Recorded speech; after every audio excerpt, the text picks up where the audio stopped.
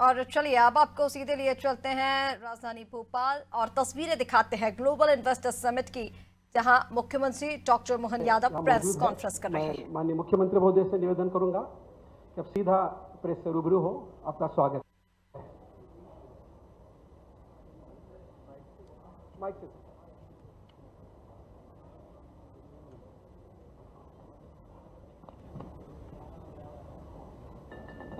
Global investor summit 2025 के सफल आयोजन की मेरी अपनी ओर से प्रदेशवासियों को बधाई।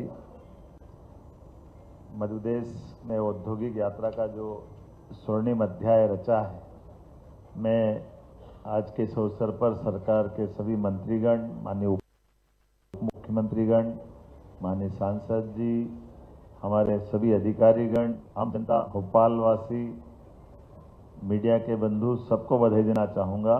आपके सबके सहयोग से ये हमारी 2 दिन की भोपाल की ग्लोबल इन्वेस्टर समिट अपने मुकाम तक पहुंची है। ये कई प्रकार की चुनौतियों वाला स्थान भी था और आयोजन भी अपने आप में कई प्रकार के अलग से अनुभव वाला था। मुझे इस बात का संतोष है कि सबके यथायोग्य सहयोग के कारण से और अनथक मेहनत होने के कारण से हमारी अपनी भावना के अनुरूप ग्लोबल इन्वेस्टर समिट का 2 दिन का आयोजन हुआ।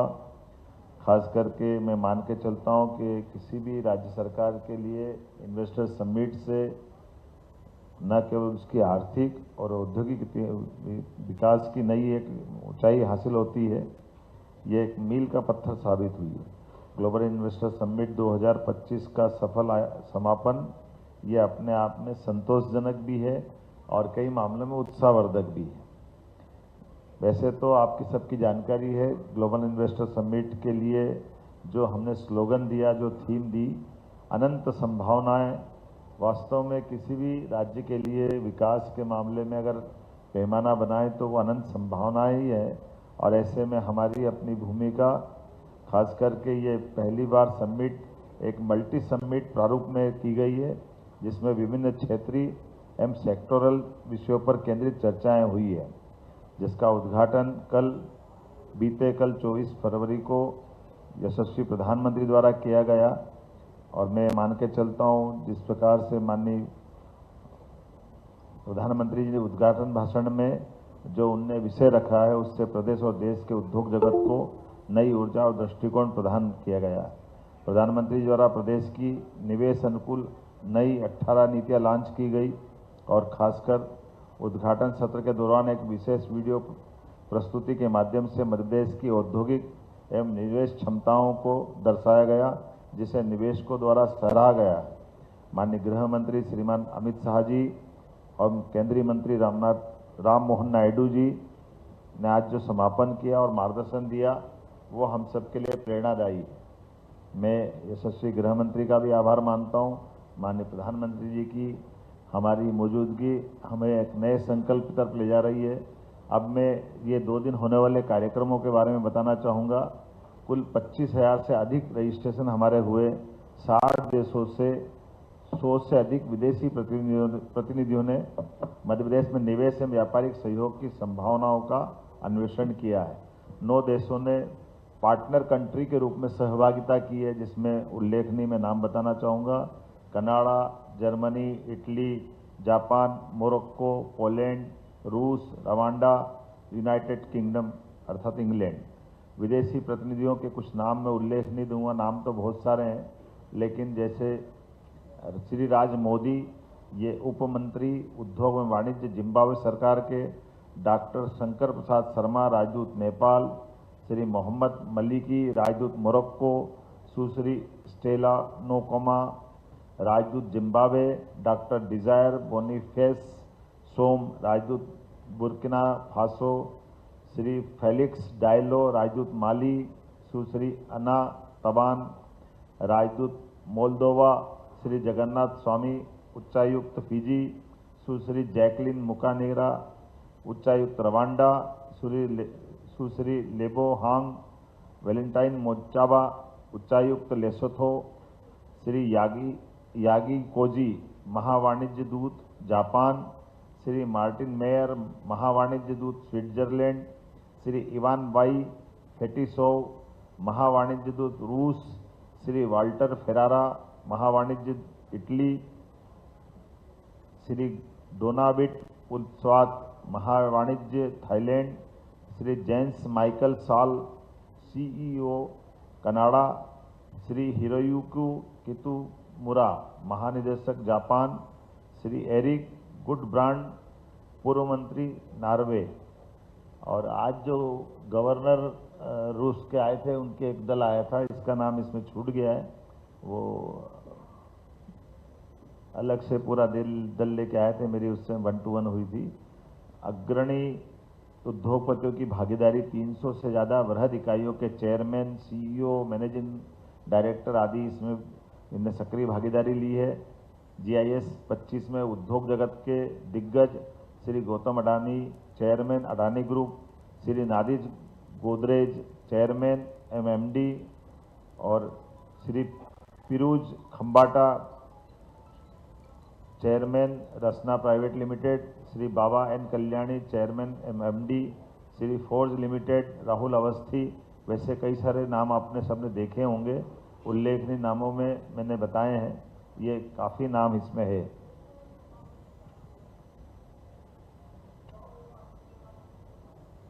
समिट में 70 से अधिक प्रमुख उद्योगों के उद्योगपतियों संगठनों के साथ 1-to-1 मीटिंग की गई, जिसमें Godrej, Patanjali, Arvind group, Aditya Birla group, Torrent group, Donear, Inox, Jetro, gold crest cement, ease my trip, counsellor, CJ Jaitley, Japan प्रतिनिधिमंडल, यूनिक्लो उल्लेखनीय है कि जापान का सबसे धनी व्यक्तित्व के उनके अपनी टीम यहाँ आई, जिसने हमारे साथ रेडीमेड गारमेंट्स के ऊपर बिजनेस की संभावना हमने अपनी ढूंढी है और हमसे MOU किया है।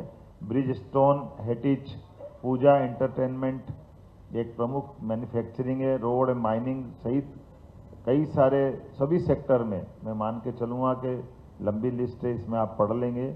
GIS 2025 में 600 से अधिक B2G बैठकें, 5000 से अधिक B2B बैठकें आयोजित हुई, जिनमें उद्योगपतियों, निवेशकों, MSMEs ने भाग लिया है। पहली बार AI based business match making tool का उपयोग किया गया, जिसके आधार पर सही साझेदारों को जोड़ने में मदद मिली। बैठकों ने मध्य प्रदेश को वैश्विक औद्योगिक केंद्र के रूप में स्थापित करने में महत्वपूर्ण भूमिका अदा की है। इस बार ग्लोबल इन्वेस्टर समिट को और अधिक प्रभावशाली बनाने के लिए GIS में 6 विभागीय समिट का आयोजन किया गया। जैसे कि आपको जानकारी है, ITM technology summit, renewable energy summit, MSME startup summit, tourism summit, mining summit, urban development summit. इन मिनी समिट में विभागों के साथ उद्योगों के विशेषज्ञों ने सीधा संवाद किया और राज्य की नीतियों पर विस्तार से चर्चा की और निवेश के अवसरों को एक तरह से रूपरेखा बनाने का काम किया। इन मिनी समिट में लगभग 100 सेक्टर एक्सपर्ट उद्योगपतियों ने स्पीकर्स एवं पैनलिस्ट के रूप में अपनी भूमिका अदा की है। इस समिट के दरमियान 10 थीमेटिक सेक्टोरल सेशन का आयोजन किया गया। इसी में खासकर कृषि, खाद्य एवं डेयरी प्रसंस्करण, फार्मास्यूटिकल्स, चिकित्सा उपकरण, स्वास्थ्य सेवा, टेक्सटाइल एवं गारमेंट्स, लॉजिस्टिक्स, वेयर हाउसिंग, कौशल विकास, road infrastructure development, green hydrogen, सहकारिता जैसे महत्वपूर्ण क्षेत्रों में संवाद के कार्यक्रम हुए हैं। प्रवासी मध्य प्रदेश समिट में 500 से अधिक प्रवासियों ने अब हमारे प्रवासी भारतीयों को अपने प्रदेश के साथ गहराई से जोड़ने में अपनी भूमिका अदा की है। प्रवासी भारतीयों द्वारा विभिन्न क्षेत्रों में निवेश के भी कई प्रस्ताव दिए हैं। अब निवेश के लिए जो प्रस्ताव आए, मैं उस तरफ जाना चाहूँगा। साथियों, इस समिट एवं इसकी राह बनाने के लिए हमारी रीजनल इंडस्ट्री खास करके मान के चलें कि पहले RICEO भारत एवं विश्व के विभिन्न शहरों में आयोजित सम्मेलनों के बारे में जैसे कि आपको पहले जानकारी दी जा चुकी थी, उनके प्रस्ताव उत्साहवर्धक है। खास करके GIS 2025 में जो प्रस्ताव मुझे मिले हैं, मैं आपको बताना चाहूँगा। नवीन एवं नवकरणीय ऊर्जा, इसमें लगभग 5.72 लाख करोड़ का निवेश और जिसमें रोजगार मिलेगा 1.4 लाख करोड़ का, और इसी प्रकार से 1.4 लाख लोगों को रोजगार मिलेगा। लागत करोड़ों में है और रोजगार लाख में है। औद्योगिक नीति एवं नीति निवेश संवर्धन, इसमें 8,616 लाख करोड़ का 8,616 लाख करोड़ का निवेश है और इसमें 6 लाख लोगों को रोजगार मिलेगा। खनन एवं खनिज संसाधन को 3.22 लाख करोड़ का निवेश इसमें मिला है और 55,000 लोगों को रोजगार मिलेगा। शहरी विकास एवं आवास विभाग में 1.97 लाख करोड़ का निवेश हुआ है, जिसमें 2.3 लाख लोगों को रोजगार मिलेगा। ऊर्जा विभाग 1.47 लाख करोड़, जिसमें 20,000 लोगों को रोजगार मिलेगा। पर्यटन विभाग 68,000 करोड़ का है, जिसमें 1.2 लाख लोगों को रोजगार मिलेगा। विज्ञान एवं प्रौद्योगिकी, जिसमें 64,000 करोड़ का निवेश है, 1.8 लाख लोगों को रोजगार मिलेगा। तकनीकी शिक्षा कौशल विकास एवं रोजगार, जिसमें 43,000 करोड़ का निवेश है, 51,000 लोगों को रोजगार मिलेगा। एमएसएमई में 21,000 करोड़ का निवेश है और 1.3 लाख लोगों को रोजगार मिलेगा। सार्वजनिक स्वास्थ्य एवं परिवार कल्याण 17,000 करोड़ का है, इसमें 49,000 लोगों को रोजगार की अपेक्षा की गई है। उच्च शिक्षा विभाग में 7,000 करोड़ का निवेश, इसमें 15,000 लोगों को रोजगार की संभावना बताई गई है। उद्यानिकी एवं खाद्य प्रसंस्करण विभाग 4,000 करोड़ का, जिसमें 8,000 लोगों को रोजगार की संभावना। चिकित्सा शिक्षा विभाग में इसमें 3,000 करोड़ का निवेश संभावित है, इसमें 9,000 लोगों को रोजगार मिलेगा। विमानन में भी हमारी बड़ी भूमिका ध्यान में आई है। विमानन के माध्यम से लगभग 1,400 करोड़ के प्रस्ताव विभाग को मिले हैं, ये लागत की दृष्टि से, और पीडब्ल्यू में 1.3 लाख करोड़ के, ये उल्लेखनीय, खास करके इस नाते से भी बताना चाहूँगा, एनएचआई ने अकेले 1 लाख करोड़ से ज़्यादा का हमारी अपनी सरकार के साथ एमओयू किया है, अर्थात 1.30 लाख करोड़ के एमओयू इनके साथ हुए। कुल मिलाकर के अगर हम जीआईएस की बात करें तो जीआईएस में 24.51 लाख करोड़, अडानी ग्रुप के 2.10 लाख करोड़, कुल योग 26.61 लाख करोड़ का ये जीआईएस का टोटल आता है। और ऐसे ही कुल योग अगर अपन नौकरियों की बात करेंगे तो 16 और 1 17.30 लाख लोगों को नौकरियां मिलेगी।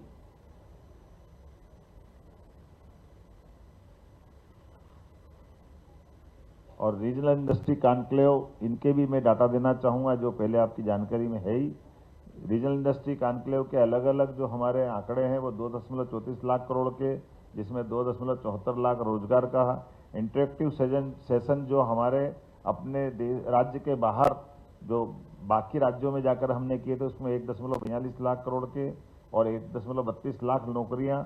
इसी प्रकार से जीआईएस 2025 में कुल योग मिलाएं तो सब मिलाकर के लगभग 30,77,000 करोड़ के हमारे निवेश के प्रस्ताव प्राप्त हुए हैं और खास करके इसमें 21.36 लाख नौकरियों के संभावना व्यक्त की गई है। और अब विभागवार अगर प्रमुख निवेश प्रस्तावों की सूची की बात अगर मैं करता हूं तो मैं उनके कुछ अलग अलग विषयवार कुछ जानकारी देना चाहूँगा। अडानी ग्रुप अहमदाबाद, ये निवेश के लिए जो खनिज में जो बड़े हैं तो इनका जो एरिया रहेगा वो एरिया भी बताना चाहूँगा, ये किस क्षेत्र में कहाँ काम करेंगे। इनके लिए बेल्ट रहेगा रीवा और जबलपुर, ये माइनिंग सेक्टर में काम करेगा। Gold trust cement private limited, ये उज्जैन क्षेत्र में काम करेगा। आरओ कोल प्राइवेट लिमिटेड, ये शहडोल क्षेत्र में काम करेगा। आदित्य बिरला EMIL माइंस सेमिनरेस लिमिटेड कोलकाता, ये रीवा में काम करेगा। अल्ट्राटेक सीमेंट, ये भी आदित्य बिरला ग्रुप रीवा में काम करेगा। स्टाक्स वर्क्स प्राइवेट लिमिटेड, ये जबलपुर में काम करेगा। शारदा इंटरप्राइजेस, ये रायपुर से शहडोल में। जेके सीमेंट शहडोल में। प्राइम इंस्पेक्शन LLC भोपाल में। रेकन केमिकल्स इंदौर में। बिरला कॉरपोरेशन लिमिटेड कोलकाता रीवा में। रामदास वर्मा एंड कंपनी शहडोल में, ये सभी माइनिंग सेक्टर में। नवकरणीय ऊर्जा में भी इसी प्रकार से बताना चाहूँगा। Avaada energy private limited Jabalpur में। एक्सिस एनर्जी वेंचर्स जबलपुर में NSL रिन्यूएबल पावर, जबलपुर में टोरेंटो पावर लिमिटेड, इंदौर में Jindal India renewable energy limited, Bhopal में MKC इंफ्रास्ट्रक्चर लिमिटेड, जबलपुर में KPI green energy limited, Bhopal में उद्योग विभाग में जिनने अपना इन्वेस्टमेंट बताया है, इनके भी एरिया में बताना चाहूँगा और इनकी कंपनियों के नाम भी बताना चाहूँगा। सैंक्लिक renewable private limited Bhopal, Onyx renewable limited Jabalpur, Balfour BT PLC Indore, पुनर्जागरण सौर एवं electronics private limited Narmadapuram, Satvik solar industry Narmadapuram, Akshat green tech private limited Indore, Trident limited Bhopal, Shree cement Indore, Elixir industry Chambal, Gold crest cement private limited Ujjain, Invenire energy limited Narmadapuram, Brew energy private limited Narmadapuram. इसी प्रकार से शहरी क्षेत्र के अंदर खास करके ये मैं मान के चलूँगा कि रियल एस्टेट का इन्वेस्टमेंट होगा। Samdariya builder private limited Jabalpur, team rethinking urbanisation Indore, treasure group Bhopal, वैश्विक दुनिया Indore, HYD tech engineers Gwalior, Sachdev group company Indore, Seltex private builders Shahdol, Ghanaram infrastructure private limited Jhansi Sagar, JSW cement Sagar, Bansal construction private limited Indore. और इसी प्रकार से एनर्जी सेक्टर में भी Hexa Climax, Oriana power limited, ये सब अलग अलग क्रमशः रीवा जबलपुर, रीवा इंदौर, उज्जैन, ऐसे ये इसकी डिटेल दे दूंगा, बहुत सारे नाम है। पर्यटन में भी इसी प्रकार का है, प्राइवेट पर्यटन के भी कई हमारे शहरों के नाम रिपीट भी हो रहे हैं, तो ये मान के चलें कि ये डिटेल आपको पास आ ही जाएगा। इसमें इन सारी लोगों का अपना अपना, इसमें आध्यात्मिक दृष्टि से ओंकारेश्वर के भी प्रस्ताव है, तो अमलतास होटल प्राइवेट लिमिटेड इंदौर में अपना इन्वेस्टमेंट कर रहा है। Field day rooms and hotels Bhopal में, एक अच्छी बात है कि भोपाल में भी बड़े पैमाने पे लोगों ने, दैनिक भास्कर ग्रुप ये भी भोपाल में आ रहा है, EIH लिमिटेड, ट्रेजर ग्रुप, ये सब भोपाल में इस प्रकार के कामों को करने आना है। MSME भी कई प्रकार से इनके भी वर्की प्राइवेट, भगवती तीर्थ, आहारम मिल्स, नीले पानी की प्रौद्योगिकी, डिटिलवी export, EG tech enterprises, Ecosure पालमोल्डिंग, फेलिक्स जेनरिक इंदौर, भोपाल, नर्मदापुरम, इसी प्रकार के जिलों में ये भी इन्वेस्टमेंट करने वाले हैं। तकनीकी शिक्षा वाले, स्वास्थ्य हेल्थ वाले, विज्ञान टेक्नोलॉजी वाले, ऐसे कई प्रकार के लोग क्रमशः उन्हीं संभागों में जो मैंने पूर्व में उल्लेख किया है, सब मिलाकर के हमारे विभिन्न सेक्टर में 85 से अधिक MOU हुए हैं। NHI PWD के बीच जो मैंने बताया 1.30 लाख करोड़ का हमारा MOU, ये उल्लेखनीय है। राष्ट्रीय राजमार्ग पे PWD के साथ मिलकर के ये बड़ा MOU हुआ है और ये सबसे हटके भी है, जिससे बेहतर कनेक्टिविटी, उद्योगों को बढ़ावा और आर्थिक प्रगति सुनिश्चित होगी। आज इस समिट का समापन इस ऐतिहासिक उपलब्धि के साथ हो रहा है। यह केवल निवेश का मंच नहीं, बल्कि विचार मंथन, नीति निर्माण एवं भविष्य की दिशा तय करने का अवसर है। मध्यप्रदेश की यात्रा रुकेगी नहीं, हम निवेशकों के विश्वास को मजबूती देंगे, नई नीतियां लागू करेंगे, आधारभूत संरचना को और सशक्त करेंगे, प्रदेश के युवाओं के लिए रोजगार के नए द्वार खोलेंगे। हमारा संकल्प मध्य प्रदेश आत्मनिर्भर भारत के विकास पथ का ध्वजवाहक बने। यह समिट इस दिशा में एक मील का पत्थर साबित होगी। JIS 2025 का समापन केवल एक आयोजन का अंत नहीं है, उद्योग एवं रोजगार 2025 की सफल शुरुआत है। मैं बताना चाहूँगा कि कुल मिलाकर के जिस प्रकार से सहयोग मिला है और कुछ चीज़ें उल्लेखनीय है, भोपाल में भी अब एक नया कन्वेंशन सेंटर बना करके भोपाल में ऐसे आयोजनों को स्थायी करने की दिशा में हमारी सरकार ने विचार किया है। साथ ही साथ राजधानी का भी सौंदर्यीकरण का भी जो ये समिट के आधार पर हुआ है, इस बजट में एक बड़ी धनराशि रख करके भोपाल को भी अच्छे स्वरूप में बना करके इसकी सभी वाटर बॉडियाँ, आने जाने के रास्ते, सभी प्रकार की जो मूलभूत सुविधाएं हैं, उन सुविधाओं के बलबूते पर भोपाल का सौंदर्यीकरण और अच्छा किया जाए और भोपाल सहित ऐसे बड़े महानगरों के लिए भी जैसे कि हमारी कल्पना है मेट्रोपॉलिटन सिटी के नाम पर उनके अपने 25 साल आगे तक का प्लान बनाने का विचार है, इस दिशा में काफ़ी आगे बढ़ा है। बहुत जल्दी इसके रिजल्ट आप तक पहुंचेंगे। धन्यवाद माननीय मुख्यमंत्री महोदय।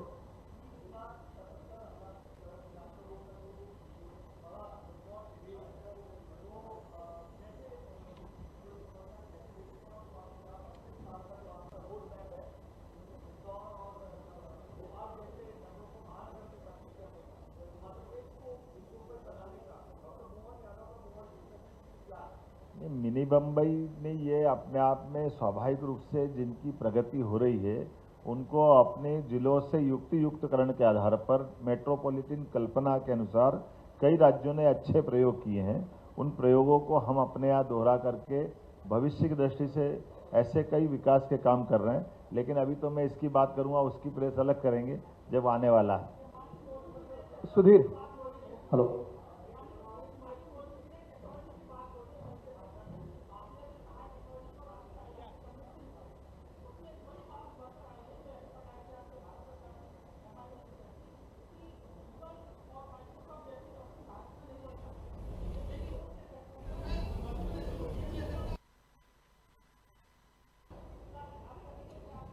जैसे आपने सही प्रश्न किया, कल हमने अपनी 18 विभागों की जो नीतियां हैं उसमें स्टार्टअप, ड्रोन, ये नीतियां भी हमने निकाली।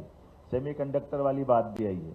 और जैसा कि आपको जानकारी में है, हमारे द्वारा ये जो अपनी ग्लोबल इन्वेस्टर समिट के बाद अब ये IT, semiconductor chip, drone policy के आधार पर इंदौर में एक एक विषय की अलग अलग प्रकार की समिट की योजना बनी है। जब हमने उद्योग एवं रोजगार वर्ष घोषित किया है तो आने वाले समय में एग्रीकल्चर, रियल एस्टेट, ये जो आपने आईटी से जुड़े इस प्रकार के विभाग, ऐसे अलग अलग विभागों को सने सने अपने अपने ढंग से पर्याप्त समय देते हुए इनके आधार पर बढ़ना है, क्योंकि ये तय है कि मध्य प्रदेश में जितनी संभावना है वो अपार संभावना है और इसी क्रम को लगातार बनाए रखना। सुधीर सर, सुधीर अब इसका एक सर के बाद इधर एक किधर पहले इधर खड़े हो गए, उनके बात कर दास साहब से, दास साहब बता दें। हेलो, आप बोलिए, आपकी आवाज पर्याप्त है।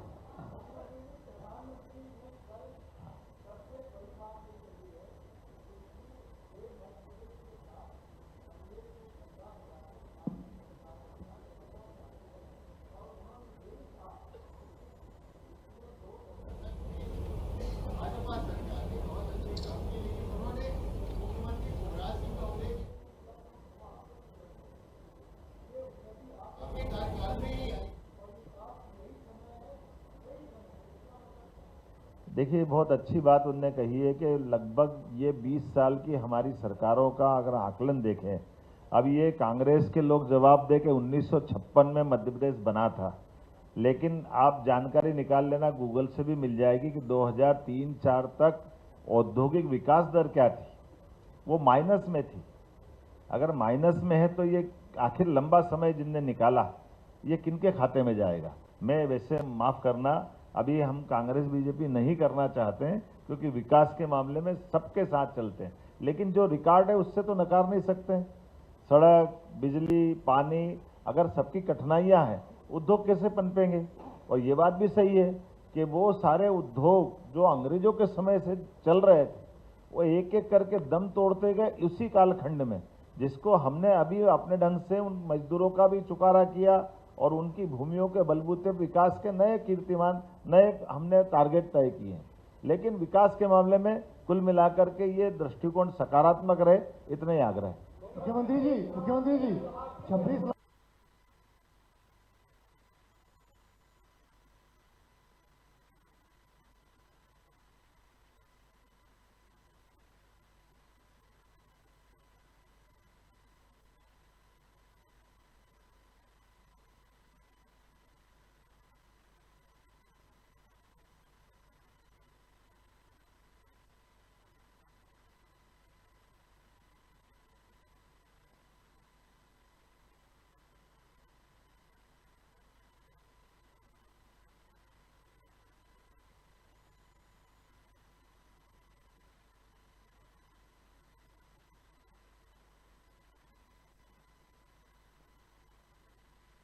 मैं थोड़ा सा अब ये आपके प्रश्न का जवाब दे देता हूँ। एक तो ये हमारी, आपने ध्यान दिया हो तो जब हमने रीजनल इंडस्ट्री कॉन्क्लेव चालू की तब हमने अपनी ग्लोबल इन्वेस्टर समिट की बात नहीं की थी, क्योंकि जब ये पर्याप्त रूप से करते करते आए फिर हमको लगा कि अब अपना कॉन्फिडेंस बढ़ा है और इसका लाभ ये मिला कि हमारे अधिकारियों का, व्यापारियों का, प्रदेश का, देश का कमोबेश एक रिदम बन गया था काम करने का, और उसका परिणाम आपके सामने मिला है 2 दिन तक। और जैसा कि आपने कहा, मैं खुद आगे रह के कह रहा हूँ कि हमारी हर संभाग केंद्र पर, हर जिला केंद्र पर बड़ी संभावना है। मैं ये भी मान